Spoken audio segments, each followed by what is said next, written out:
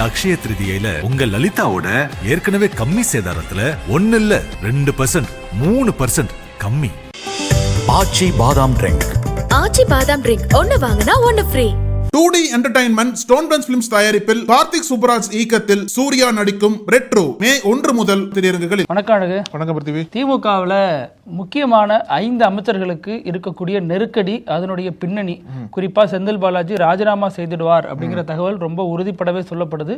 அதை பத்தியும் பார்த்துருவோம். மற்ற 4 அமைச்சர்கள் யாரு, அவங்களுக்கு என்ன நெருக்கடி அப்படிங்கிறதையும் விரிவா பேசிடுவோம். அதே மாதிரி ஏற்கனவே இந்த திமுகவில் இருக்கக்கூடிய அந்த ஒற்றை ராஜ்யசபா சீட்டு, ஏற்கனவே வைகோ விசஸ் கமல்னு இருந்த அந்த மோதல்ல வைகோவுக்கு தரப்படல, கமலுக்கு தான் தராங்கன்னு சொல்லப்பட்டதுல இப்ப சில புதிய அப்டேட்கள் வந்திருக்கு. அதனுடைய பின்னணி குறித்து பார்த்துருவோம். அப்புறம் இந்த சிந்து நதியை இந்தியா நிறுத்தி வச்சிருக்கு இல்லையா, அது எப்படி சாத்தியமாகும்? இங்க நிறுத்தினா இங்க அந்த அளவுக்கு நமக்கு டேம் இல்லை, அந்த பிரச்சனைகள்லாம் இருக்கு, அந்த நீர் ஓட்டம் எப்படி கட்டுப்படுத்தப்படும்? உடனே நிறுத்த முடியாது, அது பல ஆண்டுகள் ஆகலாம் சொல்லப்பட்டுச்சு. அதனுடைய நீட்சி, அதனுடைய பின்னணி, இது குறித்து பார்த்துருவோம். பாஜக எப்பவுமே டபுள் சர்க்கார்னு சொல்லக்கூடிய பாஜக இப்ப ட்ரிபிள் சர்க்காருக்கு மாறி இருக்காங்க. அதனுடைய பின்னணி குறித்தும் விரிவா பேசிடலாம். Welcome to sensation.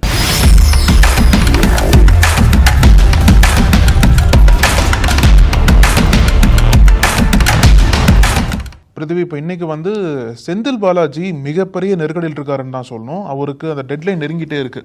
ஏற்கனவே சுப்ரீம் கோர்ட் என்ன சொன்னாங்க அப்படின்னா, திங்கட்கிழமைக்குள்ள நீங்க அமைச்சரா தொடருவீங்களா இல்லையா அப்படின்றத சொல்லுங்கன்னு சொல்லிட்டு சமீபத்தில் ஆர்டர் போட்டாங்க இல்லையா.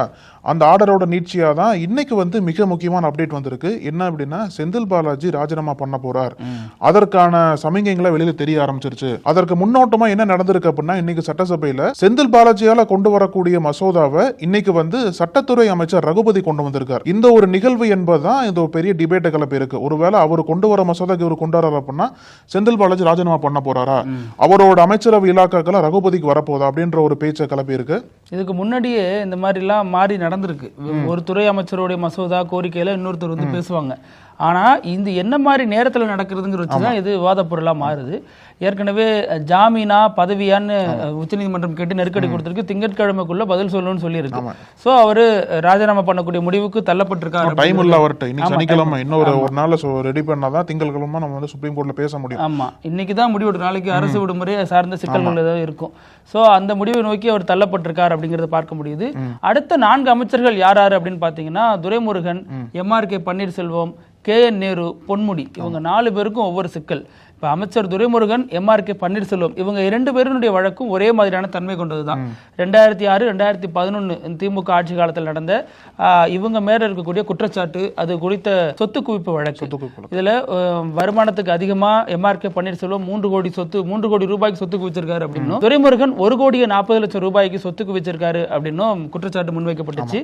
இது அந்தந்த மாவட்ட நீதிமன்றங்களால இவங்க விடுவிக்கப்பட்டாங்க. குறிப்பா துரைமுருகன், அவரது மனைவி, இவங்க மேல இருந்த புகார் வேலூர் கோர்ட் இவங்களை ரிலீஸ் பண்ணிடுச்சு. அது மாதிரி MRK பன்னீர்செல்வம் மகன், மனைவி, இவங்க மேல இருந்த சொத்து குவிப்பு வழக்க கடலூர் கோர்ட் ரிலீஸ் பண்ணிடுச்சு. இப்படி இவங்க 2 பேருடைய மாவட்ட நீதிமன்றம் விடுவிச்சாலும் கடந்த அதிமுக ஆட்சி காலத்துல லஞ்ச ஒழிப்புத்துறை ஹைகோர்ட்டுக்கு போறாங்க. இந்த தீர்ப்பை மறு ஆய்வு பண்ணணும் அப்படிங்கிற அடிப்படையில். சோ அதன் அடிப்படையில் இந்த 2 வழக்குகளும் உயர்நீதிமன்ற நீதிபதி வேல்முருகன் அமர்வுல வந்துச்சு. 2த்துக்கும் ஒரே மாதிரியான தீர்ப்பு தான் அவர் கொடுத்திருக்காரு. என்ன சொல்லியிருக்காரு அப்படின்னா, நீங்க சாட்சிகளோட உரிய விசாரணை பண்ணும், அமைச்சர்களுக்கு எதிரான வழக்குகளை நீங்க உரிய முறையில் ஆய்வு பண்ணி ஒரு 6 மாசத்துல இந்த விசாரணையை முடிக்கணும் அப்படின்னு ஒரு அதிரடி கண்டிஷன் போட்டிருக்காரு. அதெல்லாம் மீண்டும் அந்த வழக்கெல்லாம் மாவட்ட நீதிமன்றங்கள்ட்ட தான் வருது. அதே சமயம் வேல்முருகன், நீதிபதி வேல்முருகனை பொறுத்த வரைக்கும் ரொம்ப கண்டிப்பான ஒரு நபர். பல வழக்குகள்ல ரொம்ப கண்டிப்பான உத்தரவு கொடுத்திருக்காரு. வாச்சாத்திலிருந்து பல வழக்குகள் அவருடைய கண்டிப்பு தன்மை எடுத்துக்காட்டுறதா இருக்குன்னு பலரும் சொல்றாங்க. 12 வருஷமா இந்த வழக்கு துரைமுருகனா இருக்கட்டும், MRK பன்னீர்செல்வமா இருக்கட்டும், நிலுவையிலேயே இருந்துச்சு இந்த வழக்கெல்லாம். இப்ப திடீர்னு உயிர் பெற்றிருக்கிறது வேறு சில அரசியல் நகர்வுகளுக்கும் பிரச்சனையா பார்க்கப்படுது. குறிப்பா திமுக ஆட்சியை நெருக்கிறாங்க அப்படிங்கிற கோணத்திலையும் பார்க்கப்படுது. செந்தில் பாலாஜி நீங்க சொல்லிட்டீங்க, பொன்முடி வழக்கு ஏற்கனவே சர்ச்சைக்குரிய அந்த பேச்சு தான். அதுல நீதிபதி ஆனந்த் வெங்கடேஷ் ஒரு கருத்து சொல்லியிருந்தாரு. திமுக அவர் மேல நடவடிக்கை எடுத்திருக்கு, போலீஸ் ஏன் நடவடிக்கை எடுக்கல, நடவடிக்கை எடுக்காத பட்சத்துல நீதிமன்றமே நடவடிக்கை எடுக்கும் அப்படிங்கிற வகையில் அவர் கண்டிச்சிருந்தார். KN நேரு வழக்கை பொறுத்த வரைக்கும் அமலாக்கத்துறை விசாரிக்கலாம் அப்படின்னு சொல்லிட்டாங்க. ஏற்கனவே பல சிக்கல்கள் அவர் தம்பி சார்ந்த பிரச்சனை எல்லாம் போயிட்டு இருக்க நேரத்தில் கே நேருவுக்கு ஒரு நெருக்கடியாக பார்க்கப்படுது. இப்படி இந்த 5 அமைச்சர்களும் திமுகவினுடைய முக்கியமான தலைவர்களாக இருக்கக்கூடியவங்க, திமுக அமைச்சரவையில் முக்கிய இடத்துல இருக்கக்கூடியவங்க. இது தலைமைக்கு மிகப்பெரிய ஒரு தலைவலியை ஏற்படுத்தியிருக்கு. அடுத்து எப்படி சட்ட ரீதியான போராட்டங்களை அவங்க மேற்கொள்ள போறாங்க அப்படிங்கறதெல்லாம் பொறுத்து தான் பார்க்கணும். அதாவது செந்தில் பாலாஜி ராஜினாமா பண்றது ஏறக்குற உறுதியாச்சுன்னு தான் சொல்றாங்க. இன்னும் அந்த பாக்கி 4 பேர்களுக்கு தொடர்ந்து சிக்கல் வர்றது, நீங்க சொன்னது போல அந்த டாப் 5 அப்படின்னு எடுத்தோம் அப்படின்னா இவங்க நிச்சயமா இருப்பாங்க. அந்த அளவுக்கு ஸ்டாலினோட மிக முக்கியமான தளபதிகள் இருக்கவங்க. அவங்களுக்கே அடுத்தடுத்த சிக்கல்கள் வருது அப்படின்னா வரக்கூடிய இது தேர்தல் டைம் வரையா, தேர்தலுக்கு கட்சிகள் தயாராயிட்டு இருக்கிற சமயத்துல இந்த மாதிரி ஒரு மிகப்பெரிய சட்ட சிக்கல்கள் தொடர்ந்து திமுகவை தாக்குறது ஒரு கட்சிக்கே பெரிய நெருக்கடியாக தான் பார்க்கணும். நம்ம இப்போ சமீபத்தில் பிருத்திவி காஷ்மீர் பகுதியில் அந்த பகல்காம் அப்படின்ற இடத்துல தீவிரவாத தாக்குதல் பண்ணாங்க இல்லையா, இதை தொடர்ந்து இந்திய அரசாங்கம் பல்வேறு நடவடிக்கைகள் எடுத்திருக்காங்க. குறிப்பா சொல்லணும் அப்படின்னா பாகிஸ்தானுக்கு எதிராக அந்த விசா எல்லாம் முடக்கினாங்க இல்லையா, அதுல ஒரு பகுதியா அந்த இண்டஸ் வாட்டர் ட்ரீட்டி, அந்த சிந்து நதி ஒப்பந்தத்தை சஸ்பெண்ட் பண்ணியிருக்காங்க. இது மிக முக்கியமான ஒரு செய்தியா பார்க்கப்படுது. எதற்காக அப்படின்னா இந்த இண்டஸ் நதி திபெத்ல உற்பத்தியாகி இந்தியா வழியா பாகிஸ்தானுக்கு போய் அங்கிருந்து அரேபியன் சி கலக்குது. இந்த நதியில ஒரு 6 துணை நதிகள் இருக்கு. 6 துணை நதிகள்ல 3 நதிகள் இந்தியாவுக்கும் 3 நதிகள் பாகிஸ்தானுக்கும் அப்படின்றத அந்த ஒப்பந்தத்துல பேசப்பட்டு 1960லேயே ஒப்பந்தம் கையெழுத்தானது. அதற்கப்புறம் தான் இப்ப இப்படி ஒரு சஸ்பென்ஷன் பண்ணியிருக்காங்க. நேத்திக்கு ஒரு உயர்மட்ட கூட்டத்தில் என்ன பேசியிருக்காங்க அப்படின்னா, அந்த உயர்மட்ட கூட்டம் யார் தலைமையில் நடந்ததுன்னா அமித்ஷா தலைமையில் நடந்தது.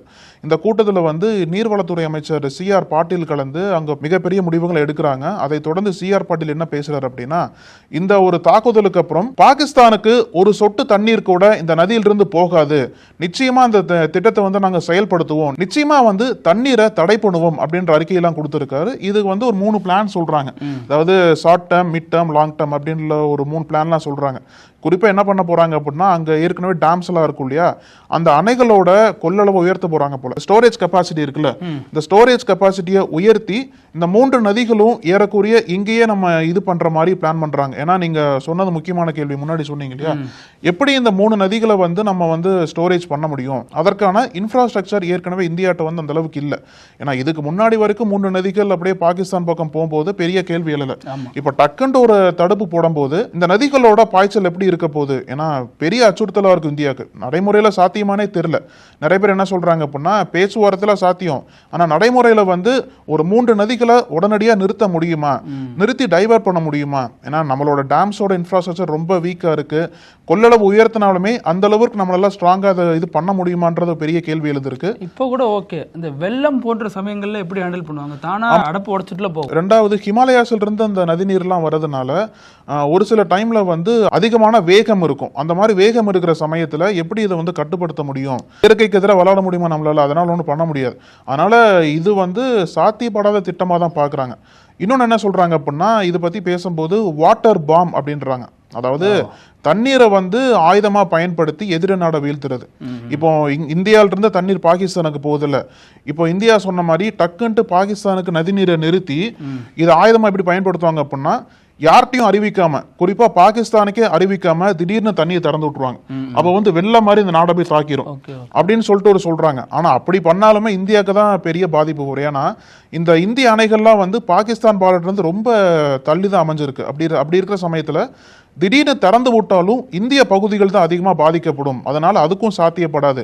அதனால நீங்க என்னதான் டைவர்ட் பண்ணி பிளான் பண்ணாலும் கொள்ளளவு உயர்த்தினாலும் நடைமுறையிலேயே சாத்தியப்படாத திட்டம். ஏன்னா ஏற்கனவே நம்ம இருக்கிற அந்த 3 நதிகள் இருக்குல்ல, அதையே நம்ம சரியா மேனேஜ் பண்ண முடியல. அப்படி இருக்கிற சமயத்துல இன்னும் 3 நதிகளை சரியா மேனேஜ் பண்ணுவோம் அப்படின்னு சொல்றது நடைமுறையில பெரிய சிக்கலை கொடுக்கும். அதனால எத்தனை நாட்களுக்கு இந்த திட்டம் செயல்படுத்த முடியும் அப்படின்றது பெரிய கேள்விக்குறிதான் எழுந்திருக்கு. பாகிஸ்தானும் சும்மா இல்ல, அங்க இருக்கக்கூடிய மூத்த அமைச்சர்கள் சொல்லக்கூடிய கருத்துக்கள்லாம் மறுபடியும் சர்ச்சைக்குரிய விதமாக தான் பார்க்கப்படுது.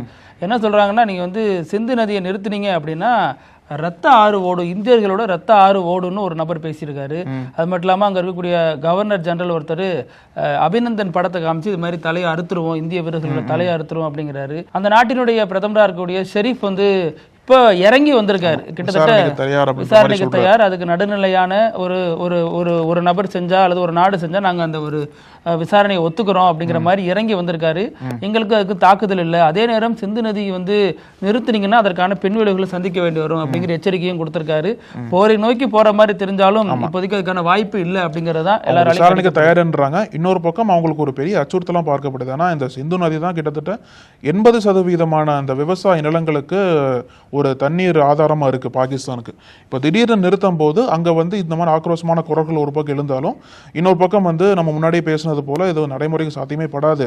இது இப்போதைக்கு நீங்க பேசலாம், ஆனா தொடர்ந்து செயல்படுத்த ரொம்ப கஷ்டமா இருக்கும், இந்தியாவுக்கு தான் ரொம்ப கஷ்டமா இருக்க போகுது அப்படின்லாம் சொல்றாங்க. அப்புறம் அந்த ஒரு ராஜ்யசபா சீட் தமிழ்நாட்டை பொறுத்த வரைக்கும் படாத பாடுபடுத்திட்டு இருக்கு. அதிமுகவில் ஒரு கூட்டணியே விலகிடுச்சு, தேமுதிக விலகி போயிட்டாங்க. திமுகவை பொறுத்த வரைக்கும் இந்த முறை அது வைகோவுக்கு கொடுக்கப்படலை அப்படின்னு சொல்லப்பட்டுச்சு. வைகோனுடைய ராஜ்யசபா சீட்டு தான், ஆனா வைகோ கேட்டா ஸ்டாலின் தருவாரு அப்படின்னு சொல்லப்பட்டுச்சு. அந்த வகையில சமீபத்துல வைகோ கூட ஸ்டாலினை சந்திச்சதா ஒரு செய்தி சொல்லப்படுது. அதுல இது குறித்தான எந்த முடிவும் எட்டப்படலை அப்படிங்கறதா தகவலா இருக்கு. அப்படின்னா எனக்கு வந்து நீங்க சட்டமன்றத்துல நிறைய தொகுதி கொடுக்கணும் அப்படின்னு வைகோ கேட்டதாகவும் அதற்கும் வாய்ப்பு இல்லை அப்படின்னு சொல்லப்பட்டதா சொல்லப்பட்டுச்சு. இன்னொரு தரப்புல பாத்தீங்கன்னா இந்த சீட்டு வந்து கமலுக்கு தான் கொடுக்குறாங்கன்னு சொல்லப்பட்டாலும் கமல் ரொம்ப கடுமையான அதிருப்தியில் இருக்கிறதா சொல்லப்படுது. ஏன்னா கமல் பொறுத்த வரைக்கும் இது குறித்து இன்னும் ஒரு அபிஷியலான கன்ஃபர்மேஷன் எதுவுமே சொல்லல. அவங்க என்னை வந்து பிரச்சாரத்துக்கு பயன்படுத்தி விட்டுருவாங்களோ அப்படிங்கிற ஒரு அதிருப்தி இருக்கு அப்படின்னு கமல் சொல்லியிருக்காரு. அது இல்லாம நான் வந்து கட்சிக்கு வந்து பிரச்சாரம் மட்டும் பண்ணிட்டு போயிடுறேன், அந்த எம்பி சீட்டை அவங்க கொடுத்தா கூட என் கட்சி சார்ந்த வேற ஒரு நபரை நான் கொடுத்துட்றேன், எதுக்கு இதுக்காக நான் ஆசைப்பட்டுட்டு காத்துட்டு கிடக்கணும், இலவு காத்துக்கலையே ஏன் இருக்கணும்னு கமல் ஒரு டென்ஷன்ல இருக்கிறதா சொல்லப்படுது. அந்த ஒரு ராஜ்யசபா சீட்டு யாருக்கு தாங்க போகும் அப்படிங்கிறது தான் திமுக கூட்டணியில் இருக்கக்கூடிய ஒரு கேள்வியா இருக்கு. விரைவில் தெரிஞ்சிரும். ஜூலை மாதம் தேர்தல் நடக்க போகுது இல்லையா, அதுக்குள்ள திமுக என்ன முடிவெடுக்க போறாங்கன்னு பொறுத்து பார்க்கலாம். இப்போ இன்னொரு பக்கம் வந்து பாஜகவோட மிக முக்கியமான பிரச்சாரமே என்ன அப்படின்னா டபுள் என்ஜின் சர்க்கார். அதாவது மத்தியிலையும் பாஜக ஆட்சி, மாநிலத்தில் பாஜக ஆட்சி. இதுதான் வந்து பல மாநிலங்களில் பிரச்சாரமா வச்சாங்க. இப்போ அடுத்த லெவலுக்கு போயிருக்காங்க அவங்க. ட்ரிபிள் என்ஜின் சர்க்கார் அப்படின்ற ஒரு பிரச்சாரத்தை பயன்படுத்த ஆரம்பிச்சிருக்காங்க. எங்க அப்படின்னா டெல்லியில. எதற்காக அப்படின்னா டெல்லியில வந்து சமீபத்தில் சட்டசபை தேர்தல் நடந்தது இல்லையா, அதுல வந்து ஒரு இமாலய வெற்றியை பாஜக பதிவு செஞ்சாங்க. அப்ப அவங்க தான் ஆட்சியில் இருக்காங்க. இப்போ ரீசெண்டா வந்து உள்ளாட்சி தேர்தல்களையும் பாஜக ஜெயிச்சிருக்காங்க, மேயர் தேர்தலையும் பாஜக ஜெயிச்சிருக்காங்க. அப்படி பார்க்கும்போது உள்ளாட்சிகளையும் பாஜக, சட்டசபையிலையும் பாஜக, மத்தியிலையும் பாஜக, அப்படி பார்க்கும்போது இது ட்ரிபிள் இன்ஜின் சர்க்கார்னு சொல்றோம்னு சொல்லிட்டு பிரச்சாரம் பண்ணிட்டு இருக்காங்க. அந்த ட்ரிபிள் இன்ஜின் சர்க்காருக்கு ஆம் ஆத்மி எப்படி உதவுச்சுன்னு பாத்தீங்கன்னு வச்சுக்கோங்களேன். இந்த மேயர் தேர்தலை ஆம் ஆத்மி புறக்கணிச்சிருக்காங்க. கிட்டத்தட்ட 250 கவுன்சிலர்ஸ் இருக்காங்க டெல்லியில. இவங்க எல்லாம் சேர்ந்தா மேயரை தேர்ந்தெடுக்கணும். இதுல ஓட்டு போட்டதே வந்து 143 தான்.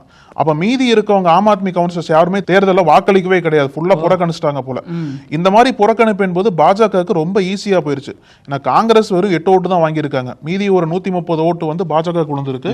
இதன் மூலியமா பாஜகவை சேர்ந்த ராஜா இக்பால் சிங் அப்படின்றவர் தான் டெல்லியோட அடுத்த மேயரா வரப்போறார். ஏற்கனவே ஆம் ஆத்மி சாஃப்ட் இந்துத்துவா பேசும், பிஜேபியோட பி டீம் அப்படிலாம் காங்கிரஸ் போன்ற கட்சிகள் விமர்சனத்தை முன் வச்சுட்டு வந்தாங்க.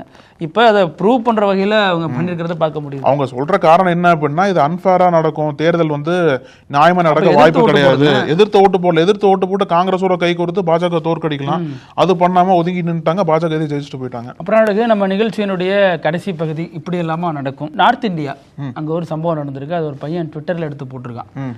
என்ன அப்படின்னா, எங்க அப்பா இன்னைக்கு எப்ப பார்த்தாலும் படின்னு அடிச்சுக்கிட்டே இருக்காரு, ஒரு 60% நான் எடுத்து வச்சிருந்தேங்க, அது தப்புன்னு எங்க அப்பா என்ன அடிக்கிறாரு, நான் இப்ப அவரோட மார்க் ஷீட்டையும் எடுத்து வச்சுட்டேன், இந்த எடுத்து போடுறேன் பாருங்க, ட்விட்டர்ல எடுத்து போட்டாரு. அவங்க அப்பா பாதி இதுல ஃபெயில் ஆயிருக்காரு, இவர் வந்து பாதி இதுல ஃபெயில் ஆயிருக்காரு, ஆனா நான் பாஸ் ஆயிட்டேன், 60% மார்க் எடுத்திருக்கேன், மார்க் குறைச்சேன்னு அடிக்கிறாருங்க, அதுவும் பெல்ட்டால அடிக்கிறாருங்கன்னு அந்த பையன் ஹிந்திலேயே பேசி வீடியோ போட்டிருக்கான். இது வந்து 2 தரப்புலையும் விமர்சனத்தை ஏற்படுத்தியிருக்கு. அப்பா சரியா படிக்காத படிக்க சொல்றாரு, படிக்காதனாலதான் கஷ்டப்பட்டாரு, படிக்க சொல்றாரு. நீ என்னன்னா அப்பாவை கிண்டல் பண்ணி இதனால என்னதை சாதிச்சிட்ட அப்படின்னு ஒரு பக்கம். இன்னொரு தரப்பு நம்ம பேரண்டிங்கோட முறை எப்படி இருக்கு, பிள்ளைங்களை படிப்பின் மீதான வெறுப்பு எப்படி உண்டு பண்றாங்க அப்படின்னும் 2 தரப்புல அது விவாதத்துக்குரிய ஒன்றா மாறி இருக்கு. ஆனாலும் அந்த பையன் பண்ண வேலைங்கிறது சேட்டத்தனமான ஒண்ணு அப்படின்னு ட்ரோல் ஆயிட்டு இருக்கு அந்த வீடியோ. இனிமேல பசங்களை கண்டிக்கிற அப்பாக்கள்னா அவங்க சர்டிஃபிகேட் கண்டிங்க, அவங்க சர்டிஃபிகேட் ரிவீல் பண்ணிடுவாங்க. இதே மாதிரி நாளைக்கும் பல செய்திகளோடு சந்திக்கலாம். அழகு, நன்றி. தொடர்ந்து பேசலாம். நன்றி. நக்கீரன் டிவிக்கு சப்ஸ்கிரைப் செய்யுங்கள். உங்கள் ஆதரவே எங்கள் பலம். ஆசிரியர்களுக்கு நண்பனாகவும் மாணவர்களுக்கு ஆசானாகவும் திகழும் தேர்வு வழிகாட்டி. ஒவ்வொரு பாடத்திற்கும் அனுபவமிக்க ஆசிரியர்களின் துல்லியமான தெளிவான விடைகள். CNC இருக்கு, தேர்வு பயம் எதற்கு? இது தீரன் பப்ளிஷிங் ஹவுஸ் விற்பனை வெளியீடு.